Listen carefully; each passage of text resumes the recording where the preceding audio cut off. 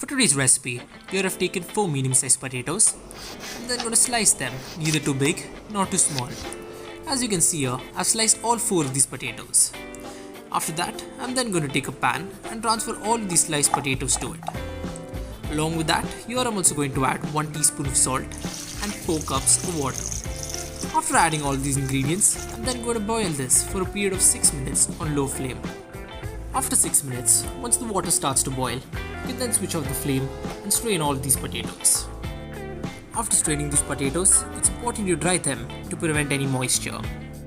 Once they've dried up, you can then transfer all of them to a bowl. To the very same bowl, you can then add 4 tablespoons of all-purpose flour. Along with that, you can also add 3 tablespoons of corn flour, 1 teaspoon of red chilli powder, and half teaspoon of salt. After adding all these ingredients, you can now mix all of them really well so you can coat the potatoes with all these ingredients. After mixing the potatoes really well and coating it, you can then keep the bowl aside. After doing so, you can then take another pan and add enough oil to it so that you can deep fry the potatoes. Once the oil is hot enough, you can then start placing and dipping the potatoes in the oil really gently. As you can see here, I've not added all the sliced potatoes at once, but rather I've only added a few since I'm going to be making these in batches. Once the potatoes have turned to a golden color, you can then transfer this to a plate and keep it aside. After transferring all of the sliced potatoes to a plate, you can then take a wok and add 2 tablespoons of oil to it.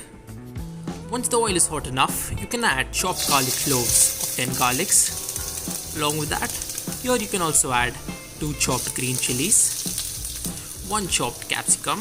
You can then fry all of these ingredients on high flame for a period of 2 minutes while mixing this from time to time. After 2 minutes, you can then add 1 tablespoon of chili sauce, half tablespoon of soy sauce, and 1 tablespoon of tomato ketchup. You can now mix all these ingredients and cook this for another 45 seconds. Then add half teaspoon of black pepper and 3/4 teaspoon of salt.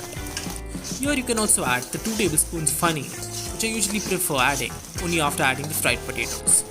After frying it for 30 seconds, you can then add the fried potatoes. Along with that, here you can also add 2 tablespoons of sesame seeds.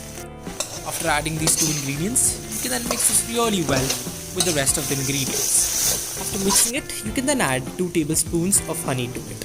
You can then cook this for another 2 minutes.